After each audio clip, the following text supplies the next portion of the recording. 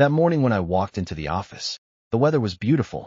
September sunlight slanted off the building's glass facade, spreading a wide sheet of bright gold across the ground in front of the revolving doors. I swiped my badge and walked in. The receptionist was on the phone and nodded at me. I nodded back, heading for the elevators. As always, two people I didn't recognize were already inside. I pressed the button for the 12th floor and stood by the door.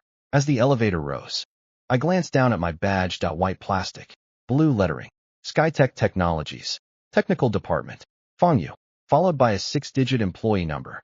I'd had this badge for 6 years. The ink on the entry date had faded, but I never replaced it. Old things have meaning. Every time I looked down at it, it reminded me how I'd gone from hauling boxes in the warehouse to this desk. The 12th floor opened. I walked out past the cubicles on both sides. Someone said, "Morning." Fangyu. I acknowledged it. Mornings in the tech department were always the same. Keyboards clattering, a line at the coffee machine, colorful sticky notes on the backs of monitors. I set my bag at my desk and powered up my computer. Habit first. Check the test results for the code I'd submitted yesterday. All clear. I screenshotted the results and sent them to the project group chat, then got up to fill my water bottle. When I returned, there was a new email notification on my screen. Sender, HR, Chun Min. Subject, please report to the HR conference room on the 12th floor at 9:30 a.m. for a meeting. I stared at the subject line for 2 seconds, set down my water bottle, and sat. Chun Min, my stepmother. She rarely sent out notices herself. That usually her assistant handled that. Her personal signature meant she didn't want anyone else in the loop. 89.30. I arrived at the HR conference room. The door was half open. Chun Min sat at the end of the long table, a document spread before her. She wore a black blazer, hair pinned flawlessly, pearl earrings catching the overhead light with a soft gleam. Beside her sat Fang Kai, my half-brother, the company's vice president. He leaned back in his chair, hands folded on the table, wearing that familiar, smiling expression. Waiting for the show. I walked in and sat down. Chun Min slid the document across the table. Fangyu, the company is undergoing a strategic restructuring. Some positions in the tech department will be optimized. Your name is on the list. Her tone was flat, like she was reading a supermarket flyer. This is a termination notice. Sign it. Cooperate with the transition. Complete the paperwork by the end of the month. Compensation follows the labor law, plus an extra month. I looked down at the notice. A 4-paper, standard template. The listed reasons for termination read, following a comprehensive evaluation, this employee's performance did not meet expectations. Adaptability was insufficient, and team collaboration scores have consistently fallen below department average. In accordance with company policy, the employment contract is hereby terminated. Those 3 lines were impeccably worded. Every syllable legal and compliant, but every syllable was a lie. I'd been with this company for 8 years. My annual performance reviews had placed me in the top 3 of the tech department every year. Insufficient adaptability. Last year, during the company-wide system upgrade, I was the only one in the entire department who finished the environment migration ahead of schedule. Team collaboration scores. The project team I'd led for 6 years had the lowest turnover rate of any team in the company. I looked up at Chun Min. Her gaze was calm, and there was even a faint, almost imperceptible curve at the corner of her mouth. She thought she was hiding it well, but I'd known her for over a decade, ever since she married my father. There was always something in the way she looked at me, like a cat watching a fish, like a buyer appraising old furniture, like someone utterly certain the other person would never turn the tables.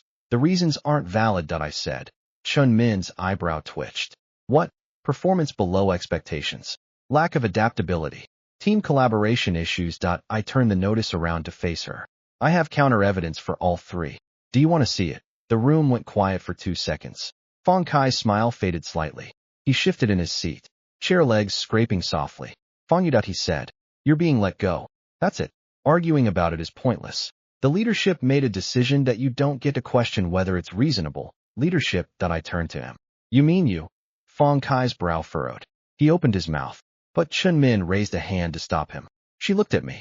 Fangyu, I'm giving you a graceful exit. Sign the papers. Finish the process. Collect your severance. If you insist on making a scene. She paused, tapping her fingers on the table. You know as well as I do that your position is easily replaceable. Sign, and you get everything. Don't sign, and you get nothing. I looked at her. She sat in that HR director's chair, pearl earrings flashing, lips painted rose brown. The picture of composure. She probably expected me to argue, shout, pound the table, or beg for another chance. Behind her smile lay a near-tangible sense of control that, like someone finally laying a checkmate, I picked up the pen, opened the notice. Signed on the last page. Chen Min's eyes flickered. Fong Kai leaned back, his satisfied, smug expression finally settling fully into place. I set the pen down, stood up, and looked at Chen Min. For the transition, have your assistant coordinate with me. I pushed the door open and walked out. Behind me came the low murmur of Chen Min and Fong Kai's voices, cut off as the door clicked shut. I stood in the hallway for a second, then headed toward the tech department. The 12th floor corridor was long, flanked by glass-walled offices. People inside could see the walkway. As I passed the first section, someone looked up. At the second, 3 people looked up at once. At the third, I heard someone call Fong Je from behind, a voice tinged with uncertainty that I didn't look back. I walked into the tech department, sat down at my desk, and started packing. Mouse, keyboard, badge, the pothose I'd kept for 3 years on the corner of my desk, a stack of sticky notes from my drawer, a few group photos tucked under the mug. I put them all into an empty cardboard box. Someone from the next cubicle came over, bent down, and asked quietly, Fong Ge, what happened? Nothing, position adjustment. Keep working. But, work. They stood there for a few seconds, then went back. I felt the whole department go quiet around me. The keyboard clatter softened. Voices faded. People came to stand near me. Others watched from a distance. That silence pressed heavier on my back than any noise could. I put the last item .my badge on top of the box. Then I stood up, carried the box through the silent department, and walked out. In the hallway, I caught Chen Min in my peripheral vision, standing behind the glass door of her office, arms crossed, speaking with Fong Kai. Both of them were looking my way. I didn't look at them. I reached the end of the hall, pushed open the door to the fire staircase. It closed behind me, cutting off the office lights. Only the dim yellow emergency lights lit the stairwell. I set the box against the wall, pulled out my phone, and scrolled to a number I'd saved 10 years ago, but never once dialed. The contact name, Fong Guodong. I pressed call. It rang twice, then picked up. A familiar, gravelly voice, measured and slow. Fong Yu, Dad. I said. I stood in the emergency stairwell, the dim yellow light falling on my phone. I got fired. 3 seconds of silence. Then Fong Guodong's voice came back, lower than before. Each word weighed down. Who fired you? Chen Min. And Fong Kai. Another silence. Longer this time. Then Fong Guodong said, I understand. The call ended. I leaned against the wall, phone clutched in my hand. The stairwell was quiet except for the faint hum of ventilation overhead. The pothose plant by the wall had a few leaves drooping in the dim light. I crouched down, straightened them. Then I picked up the box again and pushed through the door to the floor below. I in the elevator. The mirrored doors reflected my face, expressionless. Not angry, not sad. That face wore something I hadn't seen in a long time. The last time I'd seen it was when I was 16, in a hospital hallway mirror after my mother passed. I hadn't known what to do then. I just stood there a long time.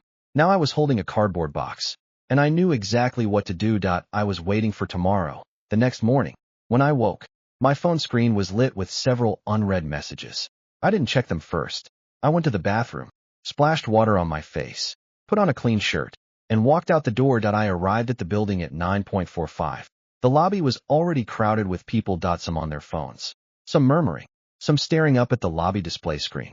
A company-wide announcement was up. Its red header impossible to miss. I walked closer and read. At 10 a.m. today, all mid-level and senior managers are to report to the main conference room. Unexcused absences will be treated as voluntary resignation. Signed, Fong Guodong. With a scanned copy of his handwritten signature, people in the lobby started to notice me. Someone I recognized glanced at me, then looked away. The receptionist was on her phone, her expression unreadable. As I crossed the lobby toward the elevators, I saw the side glass doors open. Fong Kai walked out quickly, his shirt collar misaligned, phone to his ear, his expression sour. His gaze swept the crowd, paused on me for a split second, then moved on. He hurried toward the executive elevator. I took the regular employee elevator to the 18th floor. The main conference room was at the end of the hallway, its doors already open. Inside, people had gathered. I recognized each face: finance director, operations director, several division heads, the tech department manager. They were all there. Some murmured in small groups. Some checked their phones. Some stood by the window with coffee. They were waiting for the chairman to walk in. I stopped at the doorway. Someone who knew me looked up and froze. His gaze bounced between me and the head of the table, like he was confirming something. I didn't walk in. I just stood by the door, leaning against the wall. At exactly 10:00. The door at the end of the hallway turned. Fong Guodong walked in. He wore a dark gray suit, neatly combed hair, a calm expression. Two assistants followed with folders. As he passed me, he paused. He glanced at me. A light glance, but I knew the weight in it. Then he kept walking, took his seat at the head of the table, and spread a document in front of him. The room went silent. Fong Guodong swept his gaze across the assembled faces, then said, "Fong Yu, come in." I stepped forward from the doorway, past the looks. The surprise, the whispered speculation, the rapidly recalibrating expressions. I took the empty seat to Fong Guodong's right. The room erupted into a vivid palette of reactions. Open mouths, exchanged glances, hands pretending to study documents. A few had already recognized something and gone pale. Fong Guodong signaled his assistant to close the door. Then he spoke to the room, his voice unhurried. "I'll say this once." He paused. "Fong Yu is my son, from my first marriage. And Su Hui. A founding partner of Skytech. That was his mother." The air left the room. I sat in that chair, looking at the ceiling I'd stared at countless times over 8 years, the chandelier, the wall with the company's slogan. But now I was at this table in a different capacity. 3 meters to my left, Fong Kai Saturday, the color draining from his face. Beside him, Chen Min's seat was empty. Fong Guodong continued. Effective immediately, Fong Yu returns to the group's core management as executive vice president. The tech department's staffing and personnel decisions are his sole responsibility. Meeting adjourned. He said nothing more. No explanation. No preamble. He stood and walked out. The people in the room sat frozen. Like a movie paused. I stood and followed him out. In the hallway, sunlight poured warm and golden across the floor. I stood in that light. Behind me, the conference room door hung open. The low hum of voices slowly returning. Ahead, Fong Kai came after me. His voice rushed and unsteady. "Fong Yu, you." I stopped and looked back at him. He stood in the hallway shadow, his face white as paper. His lips moved, but no full sentence came out. I looked at him for 2 seconds, then turned and kept walking. At the end of the hallway, in the fire stairwell, the pothose plant was still by the wall. I walked over, picked it up, and pressed the up button. The elevator arrived. I stepped in, and the mirrored doors reflected my face. I looked down at the pothose in my arms. That IT had wilted overnight, but the leaves were still green. I touched its tip. The car was rising. I knew there was much more to do. Those ledgers, those people who'd been crushed for 8 years, those names unfairly pushed out. Chen Min and Fong Kai had spent 8 years writing a thick script. They thought they were the writers and directors. Now it was my turn. I'd see it through. I got off at the 33rd floor to the chairman's floor. The hallway was carpeted in dark gray, the walls lined with framed photos of the company's history. I walked to the dark brown door at the end and knocked twice. IT opened. Fong Guodong stood behind it, his jacket already off and draped over the back of his chair, shirt sleeves rolled to his forearm, holding a cup of tea. He looked at me and stepped aside. "Come in." I walked in. The office was large, with a south-facing floor-to-ceiling window framing the entire city skyline. Behind the desk, on the wall, hung a calligraphy scroll with 2 characters. Skytech. The brushwork was heavy and solid. I recognized it. My mother had written it. She'd been a calligraphy enthusiast in her life, skilled in yin style. That scroll had hung here for over a decade. The paper had yellowed slightly, but the frame was spotless. Fong Guodong saw me looking at it. He came over with his tea, stood beside me, and looked up as well. "Your mother wrote that." I know. The year Skytech was founded. She told me. "A name can't be too big. The sky has no end." I stood before it, looking at my mother's brushwork from over a decade ago. The last stroke of the character for Sky ended crisply, her signature style. When I was a child learning calligraphy, I copied her practice sheets. My teacher once told me, "The way you finish that stroke is almost identical to your mother's." I pulled my gaze away from the scroll and sat in the chair across from Fong Guodong's desk. He returned to his own seat. The broad mahogany surface between us, 2 islands that had been disconnected for too long. He spoke first.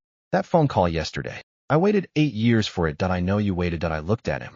His hair was whiter than it had been 8 years ago.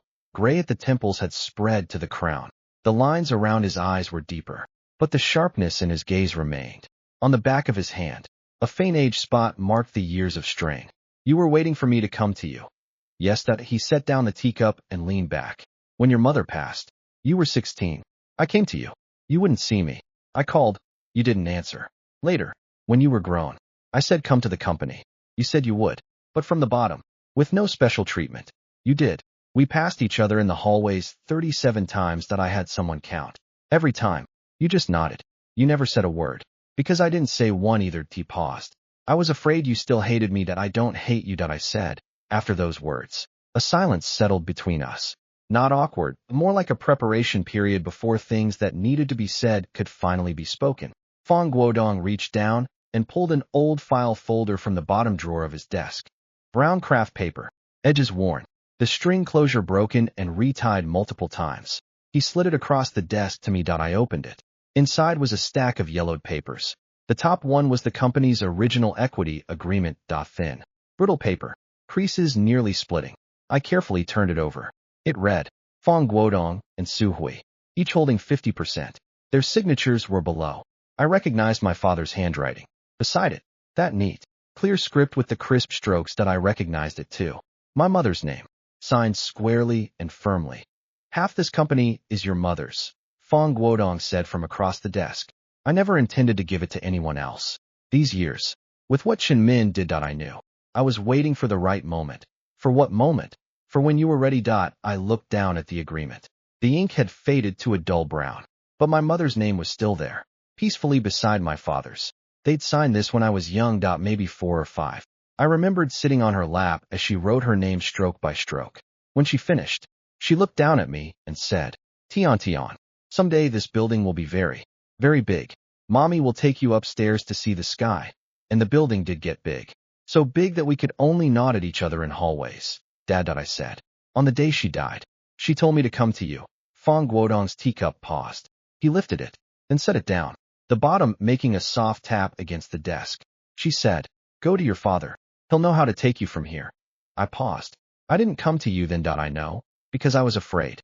Afraid I'd come and find you already had a new family, a new child, and no room for me. Fong Guodong was silent for a long moment. Then he said, Fong Yu, after your mother passed, I searched for you for years. You wouldn't see me. So I waited. You joined the company, and I waited for you to come to me. Every time you passed me in the hallway with just a nod, I thought, he's not ready. I won't push. I'll wait. I sat there with the old, fragile agreement spread before me. Outside, the city sprawled in the afternoon sunlight. The buildings, the roads, the streets I'd walked for 8 years, all visible from this window. I looked up at Fong Guodong and said, I'm ready now. He looked at me. He didn't speak, but his fingers tightened slightly on the teacup. Then he looked down, as if to keep his emotions from showing. After nearly 20 seconds, he looked up, his voice back to that steady, gravelly tone. And Chen Min and Fong Kai, what do you plan to do? I have evidence. Of what? Their accounting trails. I said. I've been in the tech department for 8 years. I know the company's data flow systems inside and out. They're shell companies, fictitious procurement, diverted bonuses. They exploited gaps in the lower-level approval processes. I already have part of it. The rest needs full access. Fong Guodong stood up and walked to the wall beneath my mother's scroll. He looked up at it for a long time. The word Skytech she'd written. Then he turned his head and said, I'll give you the access. Investigate whatever you need. When you're done, however you want them gone. That's how they'll go. Good. That afternoon, I spent nearly 3 hours in his office. We talked about the company's current structure, how he'd spent 8 years quietly balancing the scales while surrounded by Chen Min and Fong Kai, how he used to bring my mother late-night snacks when she worked overtime. As he spoke, certain images sharpened in my mind, and my mother hunched over her desk writing. A pile of documents spread before her, her pinned-up hair glowing warm brown under the desk lamp. I was just in elementary school back then. Every day after class, I'd go to the company to wait for her, dragging a little stool to her desk to do my homework. Fong Guodong suddenly stopped talking and looked at me. When you sat in her office doing homework, your mother would finish writing something, reach over, and pat your head. Tian Tian's such a good boy. Just a little longer. Do you remember? I remember, later, when you were gone, I'd sit in this office alone. Sometimes I'd still see that little stool by the desk. I turned my head toward the window. My reflection in the glass showed my eyes stinging, but I didn't let them wet. I stood, walked to the window, and stood with my back to him for a while. Outside, the skyline was sharp in the afternoon light. A jet trail slowly dispersed across the blue sky, heading north. The day my mother died, the plane flew north too. Dad, I said without turning. I'll start auditing the accounts tomorrow. Good. Tell Chen Min and Fong Kai not to come find me tonight. I won't see them. Good day. As I turned to leave, he called my name. I looked back from the doorway. He stood behind his desk, still holding that long cold cup of tea. He looked at me and said, Fong Yu, your mother was right. This building will be very big. And when you stand at this window looking out, the sky beyond it is yours. I nodded, pulled the door open, and walked out. The hallway sunlight had shifted to late afternoon, slanting warm bands across the dark gray carpet. As I reached the elevators, my phone rang. A number I didn't have saved. I answered. Fong Kai's voice came through, rushed and restless. Fong Yu, where are you? I need to talk to you. Fong Kai. I said. Starting tomorrow, I'll be reviewing the last 3 years of procurement approvals. If you have something to say it in front of the audit team. Silence on the line. I could hear his rapid breathing through the speaker, that like an animal trapped with no exit. I didn't wait for him to speak again. I hung up. The elevator arrived. I stepped in and pressed 12. As I descended, I looked at my reflection in the mirrored doors, the same as when I'd left that morning. But something behind my eyes had changed. Before, there was a gray layer of waiting. Now that layer had cleared, revealing clean ground underneath. Like a riverbed after the water recedes. On the 12th floor, the tech department's keyboards were still clattering. Someone looked up, saw me, and froze. I walked to my old desk. The pot hose was back in its corner, watered, leaves lifting again. The next cubicle was emptied. The person who'd asked Fong Go what happened was probably in a meeting or somewhere else. I stood there and touched one of the leaves. A bead of water clung to my fingertip. Cool. I stood at that desk for a long time, the one I'd occupied for 6 years. Then I turned and walked to the office at the end of the hall. The one that had been empty for a long time. The lock was old. Only Fong Guodong had a key, but he'd already had one placed on my desk. I turned it, pushed open the door. Inside was clean. New desk, new chair. Sunlight streamed through the window, pooling warmly on the floor. I sat down. From here, I could see part of the tech department floor. People were still working. Some looked up toward the window. Now they could see someone sitting in it. The man who'd been fired, sitting back down, sitting a little higher than before. I opened my computer and pulled up the first audit request. The day my access came through, I went into the company database's backend. When the tech team saw me in the system log area, someone came over and asked, Fong Go, what permissions do you need? I'll handle it myself. They looked at me, didn't press, and went back to their desks. One rule everyone I trained knew. If Fong Yu doesn't want to talk about it, don't ask. He'll speak when he's ready. I sat at the query terminal and typed all morning. Chen Min and Fong Kai had been running their scheme for 3 years, always in the same pattern. Introduce a third-party supplier in the procurement approval chain. Either newly registered, or with an address tied to the company, or with a legal representative connected to someone inside. Project budgets would be routed to them. Then the supplier would funnel most of the money back through a series of subcontracts to a private account. The process used the lower-level approval workflow. Each individual transaction looked compliant in isolation. But when you strung 3 years of data together, that link was like a pearl on a straight fishing line. Each pearl independent, but together they formed a whole necklace. It took me 5 days to pull that necklace apart completely. Year 1, 7 transactions. Year 2, 11. Year 3, up to the month before I was fired, 6. Each transaction ranged from $20 to $80, and the cumulative total was significantly higher than my initial estimate. I organized all the questionable entries into a spreadsheet, each row with date, approval number, supplier name, contract amount, market price comparison, and the approver's signature retained in the system. Fong Kai or Chun Min's name appeared on every final approval line. Then I built another spreadsheet, this one from sources outside the company system. The supplier's legal representative identities, registration records for affiliated companies, and public traces of fund flows. Those traces all pointed to a single network. The network's drawstrings led to 2 names. On the 7th night, I sat in my new office and compared the 2 spreadsheets side by side for a long time. The sky outside was completely dark, city lights shattered into patches on the glass. I took a sip from the cup of cold tea on my desk, then merged the 2 sheets into a single comprehensive audit report. I saved 3 copies. When I was done, I leaned back and closed my eyes that I thought of some things. Of the year Fong Kai first joined the company, when Fong Guodong placed him as deputy director in marketing. Every time Fong Kai passed me in the hallway, he'd look at me with that "do you know who I am" expression, then walk off with his chin high.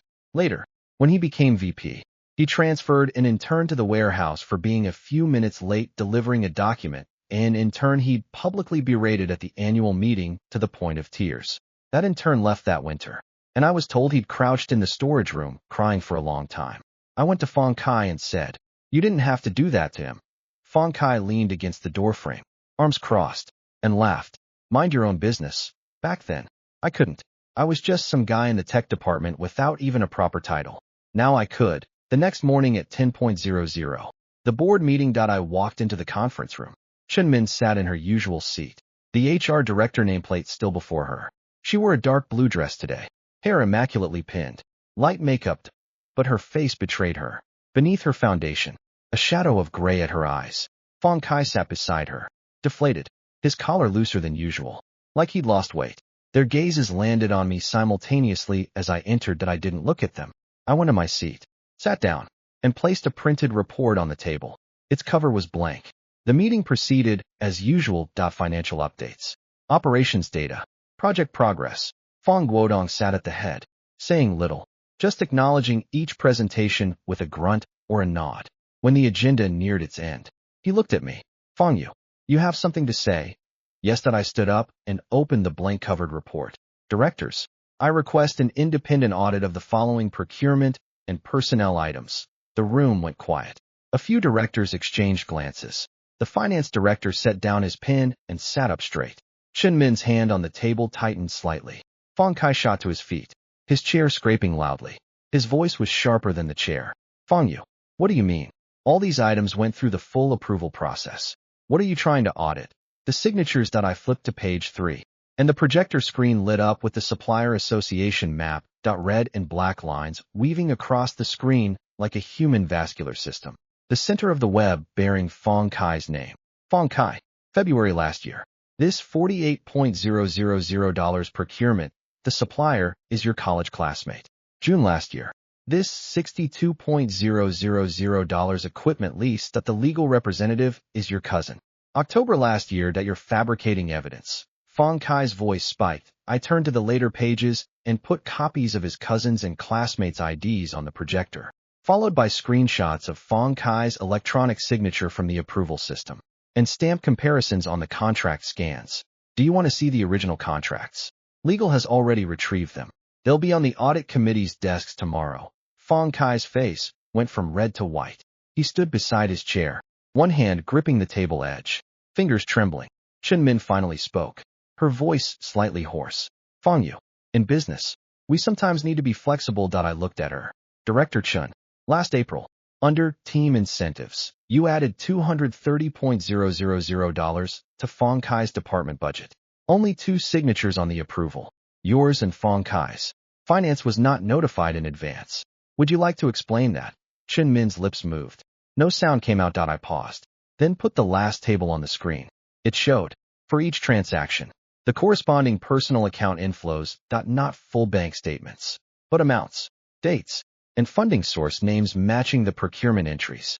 Enough for further verification by legal, and enough publicly available leads to support charges. I closed the report. "Directors, I request the formation of a special audit committee, covering all non-standard procurement and personnel adjustments approved by HR and operations over the past 3 years." A few seconds of silence. Then Fong Guodong spoke, his voice even, each word landing clearly. "Approved. Legal will cooperate. The audit committee will be led by Fong Yu, with 2 senior finance staff assisting. Preliminary conclusion within 1 week." He stood up and looked at Chen Min, not with anger, not with accusation, but with something flat, like something he'd been waiting a long time for. "Chen Min," he said, "I gave you enough?" Chen Min sat there. Tears ran down her face, quickly smearing her makeup. Eyeliner and mascara sliding in dark gray tracks along her cheekbones. She didn't argue, didn't protest, didn't pound the table. She sat in that HR director's chair, tears falling one by one onto the blank meeting minutes, darkening them in small spots. Fong Kai opened his mouth. Fong Guodong raised a hand to stop him. "Fong Kai, Come to my office, but he left first. Fong Kai stood frozen, his face ashen. He looked at Chen Min, then at me. His lips moved several times, but produced nothing. He followed. The rest of the room filtered out. I sat gathering my printed reports. One of the last to leave was an old colleague from finance. As he passed me, he paused and said quietly, Fong Zong, some of the things you found. People here saw them too. We just never dared to speak up. I looked up at him. He nodded and walked away. The room emptied. Sunlight filtered through the blinds, striping the empty table with bright bars of light across the spread of reports and tables. I sat there for a moment, looking at the spots on the table where Chun Min's tears had dried, shrinking into slight discolorations. Then I stood, put the reports in my folder, and walked out. At the end of the hall, the fire stairwell door was ajar. The pothose plant inside stirred in the ventilation draft. I pushed the door half open and bent to look at it. Two new leaves, pale green, with tiny droplets at their tips. I pulled a tiny spray bottle from my keychain, the kind I'd bought for $2 at the supermarket, and misted the leaves. The water scattered in the dim emergency light like a small handful of wet light. Then I closed the door and walked toward the elevator. My phone buzzed out a message from Lao Zhang and Tech Fong Zong.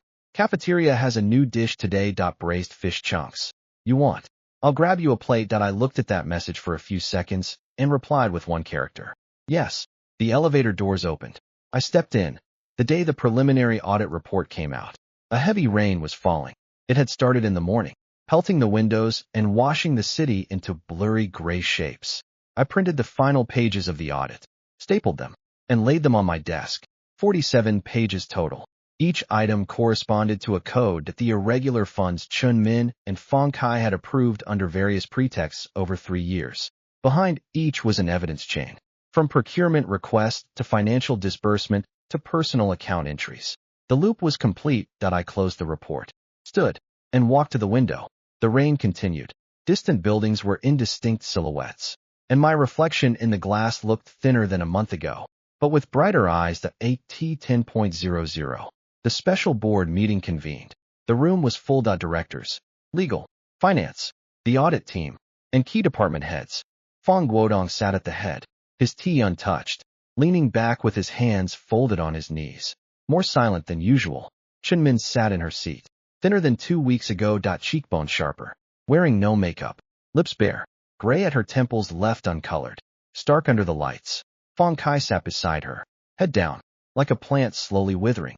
His desktop was empty. Not even a notebook. I sat down and opened the 47-page report. Directors. I said, the audit is complete. After verification, over the past 3 years, through irregular procurement and HR approval channels, a total of $738.000 was involved. Director Chun Min's approved projects total $311.000. Vice President Fong Kai's approved projects total $427.000. Funds have been traced to 6 affiliated companies and 5 personal accounts.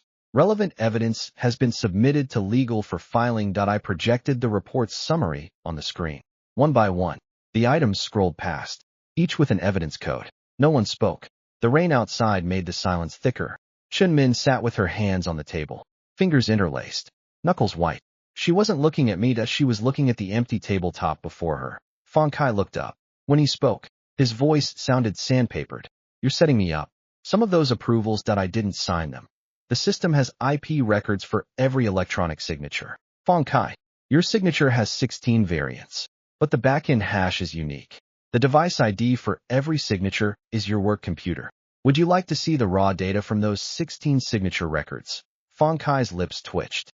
His eyes swept the room, searching for rescue. But the subordinates and contacts he'd once commanded were all looking down. No one looked at him. Finally, his gaze landed on Fong Guodong. His voice dropped to something nearly pleading, a tone I'd never heard from him before. Dad. Fong Guodong sat at the head, unmoved. He looked from Chun Min to Fong Kai, then spoke. Fong Kai, your 3rd year at the company. An intern in marketing submitted a good proposal. You took the credit and removed his name. You transferred him to the warehouse. He quit after 6 months. He paused, as if recalling. You got promoted to department head that year. That intern is now a product lead at another company. Doing well. Fong Kai's face went paler. Fong Guodong continued. Your mother, Chen Min, when she married me, She said she'd treat you well. And she did. So well that she used company money to support you. Your relatives. Everyone connected to you. He turned to Chin Min. You told me. The company is yours and mine. You thought it was yours.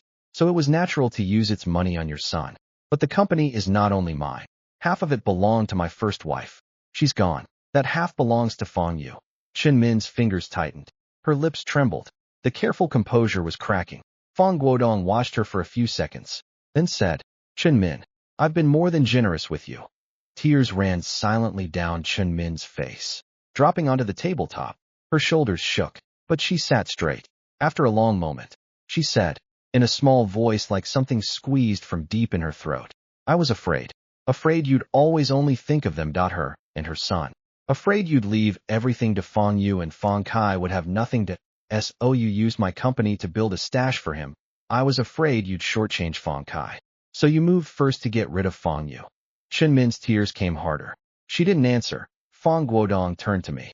Fong Yu, your recommendation that I close the report and turn to the last page. Legal's proposed disposition.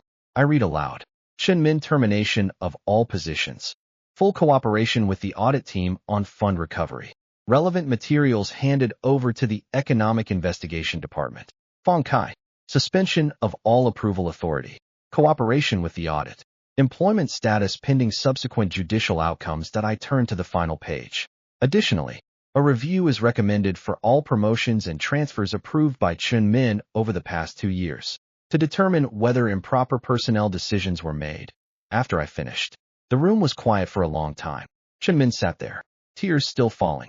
She wiped her face and stood up slowly. It took visible effort to push herself out of that chair. She looked at me, her lips moving as if to speak. Finally, she said only, You're harder than your mother. I looked at her. That's what my mother taught me. I said. The last thing she taught me was, your own things that you keep them yourself. Chin Min turned and walked out. At the doorway, her silhouette paused, then disappeared into the hallway. Fong Kai stayed seated, gutted. When he stood, his chair scraped. He didn't steady it. He didn't look at anyone. He walked out with his head down, and the door closed behind him. Fong Guodong sat at the head, lifted his untouched tea, and took a sip. Then he set it down and said to the room, Meeting adjourned. People moved, chairs scraping, footsteps fading. Finally, only Fong Guodong and I remained. The rain outside had lightened to fine streaks on the glass. I gathered the scattered documents. Fong Guodong stood and walked to the window, his back to me for a long while. Against the rainy gray light, he looked older. Fong Yu. He said, not turning. Yet go see your mother tonight. Tell her that I looked at his back. The rain still fell, but he faced south at the direction of my mother's grave. Every time he mentioned her, he faced that way. Her coordinates were always fixed in his heart. Tomorrow. I said. He nodded. He stood at the window with his hands in his pockets for a long time. The rain quieted. A crack appeared in the clouds, and a thin beam of sunlight broke through, falling on an old teacup on the windowsill. I recognized my mother's. White porcelain, a small chip on the rim. She always used it for tea during meetings and cleaned it herself afterward. Setting it back on the sill, I picked up the 47-page report and walked out. At the door, I stopped and looked back. Fong Guodong still stood at the window, in the post-rain sunlight, beside that old white cup. He didn't turn. I walked out. The air in the hallway was fresher. That damp, earthy scent after rain. I stood in it and took a deep breath, then walked to the elevator. As I descended, I opened my phone and found my chat with Lao Zhang. His last message from yesterday. Fong Zong. Ribs today? I typed. Ribs for me too. Save me a plate. I'll be down at 12. He replied instantly with a thumbs up. The elevator opened on 12. At the end of the hall, in the fire stairwell, the pothose stood quietly in the draft, greener than before. More leaves. I bent and touched its tip. A drop of water slid onto my hand. Cool. I straightened and walked toward the cafeteria. In the department, people looked up. A young colleague called out, Good morning, Fong Zong. And others followed. People nodded at me, some smiling. At the cafeteria window, Lao Zhang was already at the counter. He turned when he saw me and held up his tray. Braised ribs. Got you a double portion. I took the tray and sat across from him. He watched me eat a few bites, then said, Fong Zong, everything handled now. Handled so the company's stable now. I picked up a piece of rib and put it in his bowl. Stable. Work hard. He looked down at the rib, laughed, picked it up, and took a big bite, his cheek bulging. I took a bite of my rice. Outside the cafeteria window, the rain had stopped. The sky was brightening from lead gray, like a piece of blue cloth being washed clean and slowly drying. I chewed slowly, swallowing one bite at a time that I used to eat at this table alone. Finish, clear my plate, and go back to my desk to write code. When did people start sitting beside me? I didn't know, but today Lao Zhang was next to me, and across the table, a few young techs were eating and chatting. Someone laughing, someone debating an algorithm, someone picking cilantro out of their bowl. The fluorescent lights hummed. A crack in the window let in the post-rain breeze. Cool and clean. I finished the last rib, placed the bone on the edge of my tray, and looked up at the clearing sky outside. On a distant rooftop, the gilded letters of Skytech flashed in the thin sunlight. I finished my rice. In the period after Chun Min and Fong Kai left the company, the whole building seemed to breathe differently. It was subtle. No one made big announcements, and the slogans on the walls didn't change, but people walked lighter. Laughter started appearing in the break room. Greetings in the hallway were brighter. Someone asked, Fong Zong, did you turn up the AC? It's been feeling warmer lately. I said spring had come. Even though it was early winter, Fong Kai's office lock was changed. His belongings were packed and stored by admin. Chun Min's HR office was cleared too. The Serenity Leads to Distant Visions calligraphy was taken down, leaving a pale rectangular mark on the wall. Each time I passed that door, I glanced at that mark. It faded day by day, like a trace being washed away. When legal called me with news, I was in a department coordination meeting. My assistant stepped in and murmured, Fong Zong, there's an update on the Chun Min case. I nodded and finished the meeting before calling back. The legal head's voice was subdued. The Economic Investigation Division has officially filed charges. There are 2 additional transactions beyond the preliminary audit. Funds Chun Min transferred out in her final days. Also new leads on Fong Kai. A personal account deposit linked to supplier kickbacks that wasn't covered in the initial scope. Both sides are confirmed. Judicial proceedings are starting. Follow the process. I said, we need your signature for the handover. I'll come sign. I set the phone down and sat at my desk. Outside, the November sky was gray-blue. On my desk lay the unopened legal envelope. White paper. Crisp edges. I touched its corner and pulled my hand back. I remembered Chun Min in that boardroom, tears streaming, saying, I was afraid you'd leave everything to Fong Yu. She'd been genuinely afraid, but she'd feared the wrong thing. What she wanted had never mattered to me. The money, the building, the chair. I'd never come back to take them. I'd come back to guard them. To guard the sky my mother had imagined when she'd written those 2 characters. Stroke by stroke. That sky shouldn't be shadowed over. I went to legal and signed. That evening, I worked late. A new system deployment needed architectural adjustments, and a few young techs stayed to help. One by one they left, until only I remained with a young man named Xiao Yang, who was handling 2 modules low-level adaptation. At 11.30, he yawned. I checked the time and said, go ahead. I'll finish the rest. He hesitated, then stood. At the door, he turned and said something that surprised me. Fong Zong, I used to think you were just like us. I looked up. You know, he scratched the back of his head. A regular technical guy, just another worker. Then I learned you had this whole background. But the way you work, it's the same as everyone else. The years you spent at that desk, you must have pulled more all-nighters than any of us. I leaned back and looked at him. When did you join? Last year. Oh, you never saw me hauling boxes in the warehouse. He blinked, then laughed. When his laughter faded, he said seriously, Fong Zong, honestly, after you came back, the energy in the tech department changed. Before, we felt like the ceiling was fixed. Didn't matter if you did good or bad. Now it feels like if you do good, someone sees it. That feels good. It'll only get better. I said. He nodded and left. After the door closed, the department went quiet. I sat in that quiet, typing a while longer. The keyboard clacking in the empty office like a slow, steady clock. At midnight.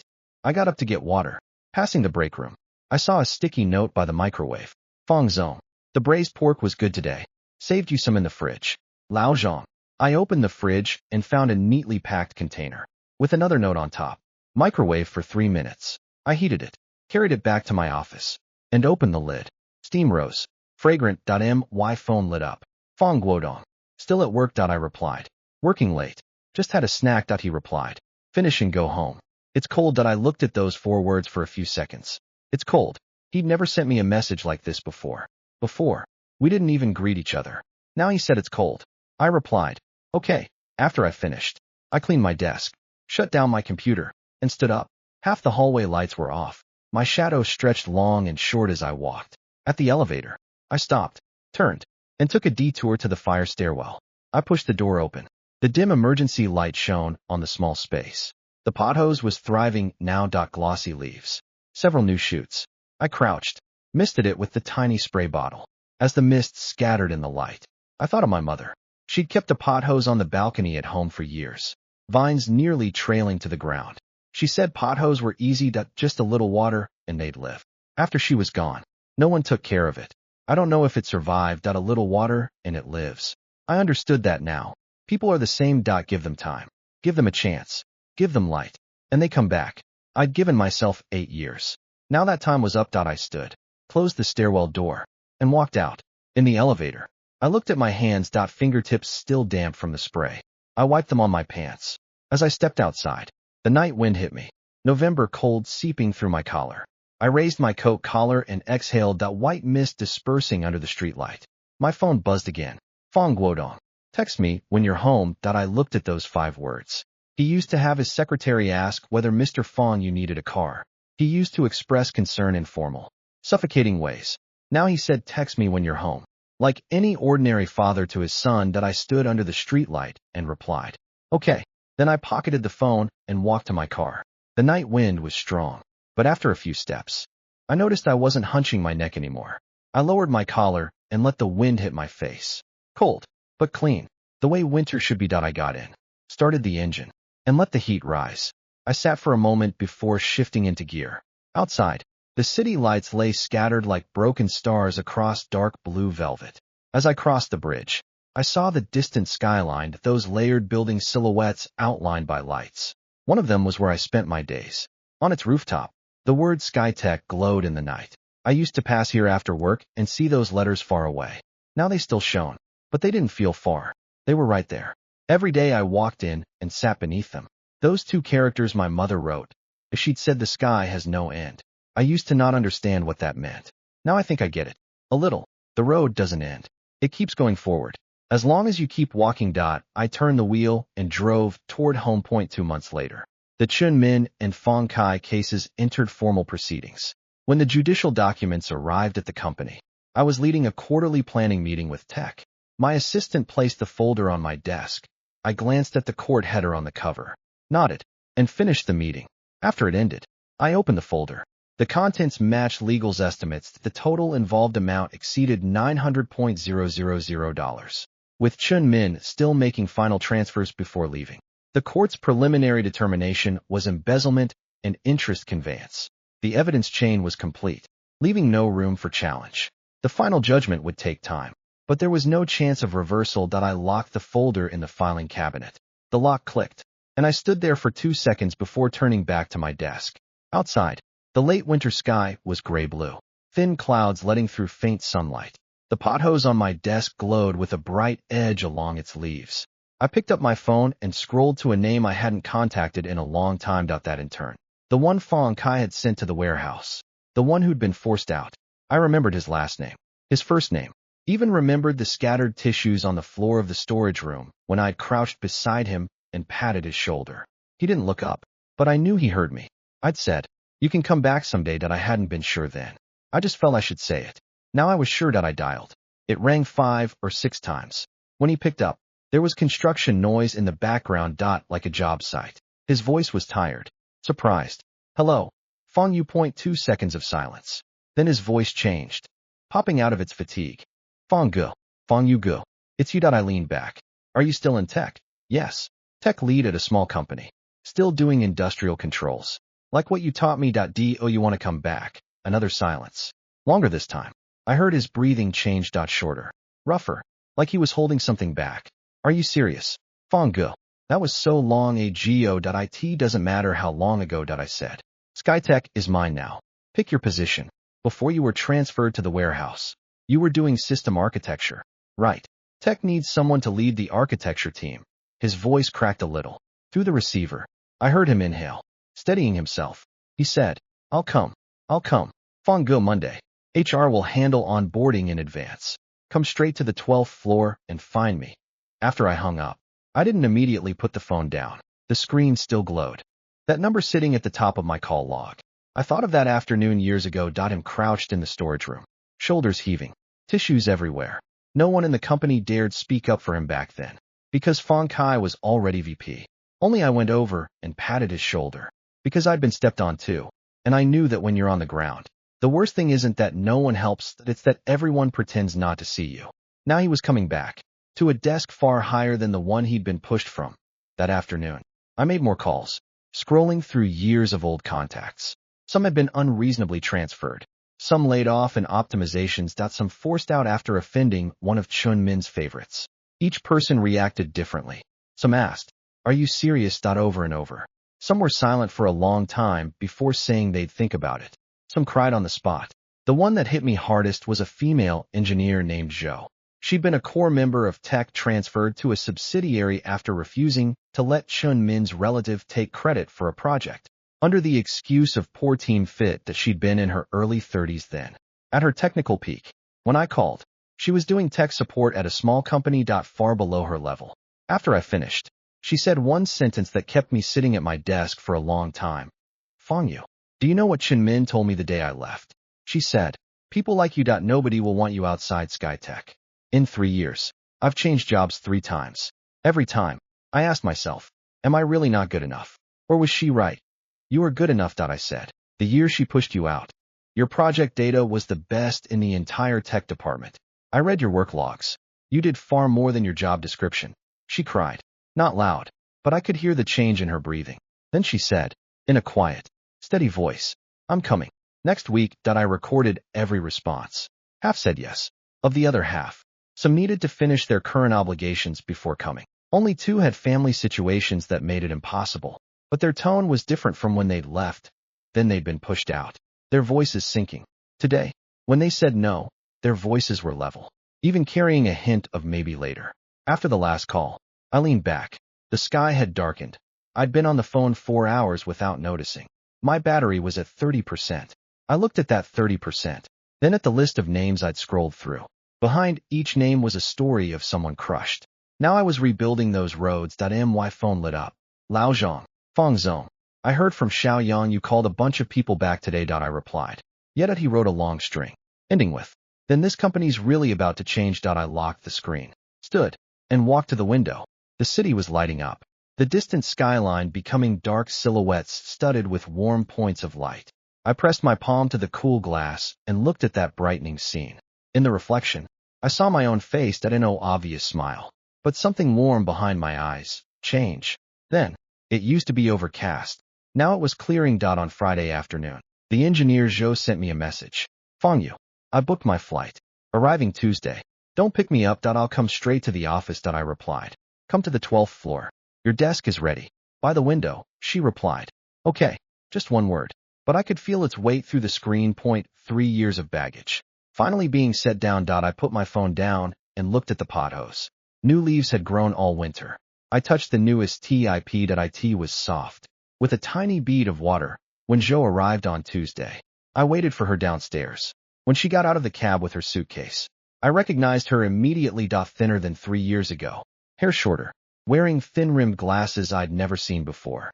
She stood at the entrance, looked up at the blue glass facade, then straightened her collar and walked toward the revolving door. She stopped in front of me and looked at me for several seconds before speaking. "Fong Yu, you've changed." "How did I don't know?" She set her suitcase flat and pushed up her glasses. "Your shoulders look broader." I glanced sideways. Maybe I gained weight. She finally smiled the same way she used to, her eyes crinkling, though the laugh lines were deeper. She followed me through the lobby. The receptionist nodded at her. She nodded back. In the elevator, she watched the floor numbers tick up. When we reached 12, she stepped out and stopped in the hallway, looking at the cubicles, the keyboards clacking, the whiteboards, the sticky notes on monitor edges. She looked for a long time. "Where's my desk?" she asked. "End of the row. By the window." She walked down the aisle. People glanced up. One older technician saw her, froze, then stood up. "Zhou Jia, you're back. You're really back." "Yeah." She stood by that desk, her suitcase wheels still on the floor. "I'm back." The old tech came over and opened his arms. She hesitated, then hugged him back. A short hug, but their palms slapped each other's backs with a solid sound. I watched from the end of the hall. when she sat down, pulling her suitcase beside the desk and touching its surface. I walked over. Let me know what you need. She looked up, then down at the desk. A monitor will do. I have everything else. Tomorrow. She nodded, opened her backpack, and took out an old notebook and a worn pen. Her movements were unhurried, steady like someone returning to where she belonged. That afternoon, another person arrived that the intern Fong Kai had sent to the warehouse. Now a tech lead. He got out of a rideshare and walked faster than Joe, almost jogging through the revolving doors. When he reached the 12th floor, he was breathing hard. He looked around, spotted me, and came over quickly. He was taller and broader than I remembered, but that face was the same round, full-lipped, always tilting his head down before looking up. He stood in front of me, rubbing his hands together. Fong Yugu. Long time. Long time. I dreamed about the warehouse last night. Moving boxes. He laughed. Dreamed about it all night. Woke up and realized I wasn't there anymore. You're in architecture now. The system framework you built when you first joined. I had tech dig it up. Do you remember how to revise it? He blinked. He probably hadn't expected me to remember that framework he'd built. His eyes reddened, but he blinked quickly to push it down. I remember. I could fix it with my eyes closed. That framework was the first complete piece of work I ever did, even if it was only halfway done when I got transferred. The other half is waiting for you. He nodded, firmly. Then he looked toward the main floor, where Jo was already at her window desk. He walked over and greeted her, and they stood chatting for a while. I caught a few words. They were talking tech, about changes in the industry, about old colleagues. Their voices were warm, like two streams that had run different courses and now rejoined. Over the next 2 weeks, more people came back. Some flew in from the south. Some quit their jobs and showed up with a bag. Some retired veterans who'd heard the news and called asking if they were needed. Fong Guodong overheard one of those calls and laughed. Come on back. We have plenty of desks. One day at lunch, Lao Zhang carried his tray to my table, set down his chopsticks, and looked at me seriously. Fong Zong, you know what this company looks like to me now? What? Like a tree that had branches cut off. Now they're growing back. He gestured with his chopsticks. It used to be bare here and there. Now it's thick. A thick tree doesn't break in the wind. I took a bite of rice and didn't answer. But I remembered something my mother used to say, standing in the old office. This building will be very big someday. Her eyes had shone then. That light dimmed for a while, but it never went out. The team building dinner was on the last weekend before Spring Festival. I didn't plan anything elaborate, just hot pot for everyone. 40-some people packed the private room, steam fogging the windows. Someone stood up with a glass and said, to Fong Zong. I stood and said, no, to yourselves, to those who came back from the outside, to those who didn't let past years define a lifetime. Then someone started clapping, and the applause rolled through the steam-filled room. In the corner, I saw the technician who'd once cried at his desk wiping his eyes. Zhou handed him a tissue. Fong Guodong came too. He sat in a corner booth, holding tea, watching the young crowd.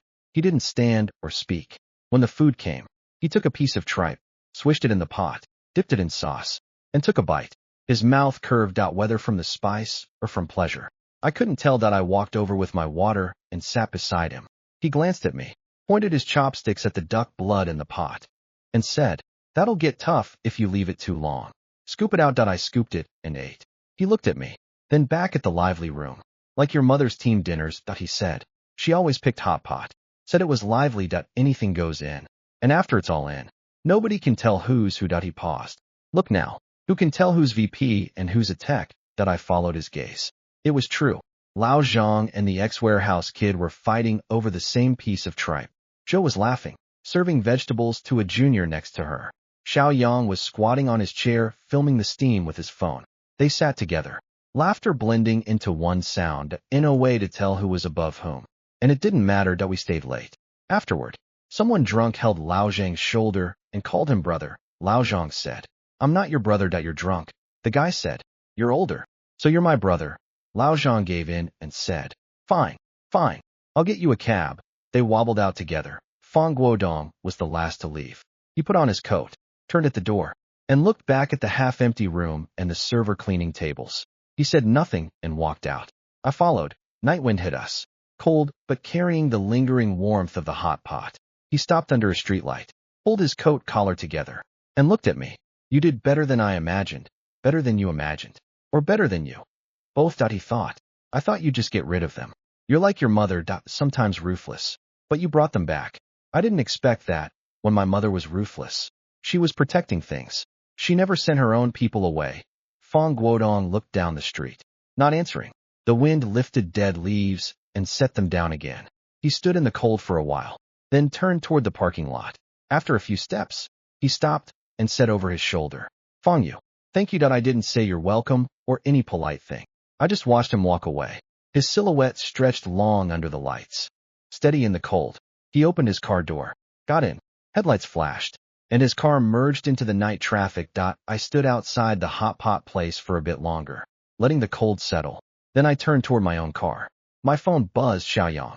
Fong Zong. I revised the framework. Send it to your email. Let me know if it works. I checked the time. 11:40 p.m. I replied, "I'll look tomorrow. No overtime today." He sent back a sticker of a cat sleeping on a keyboard. I got in. Started the engine. An old song played on the radio. Vaguely familiar. I turned it up and hummed along. The car moved through the quiet winter streets. Streetlights flowing past, one after another. I didn't turn on the navigation.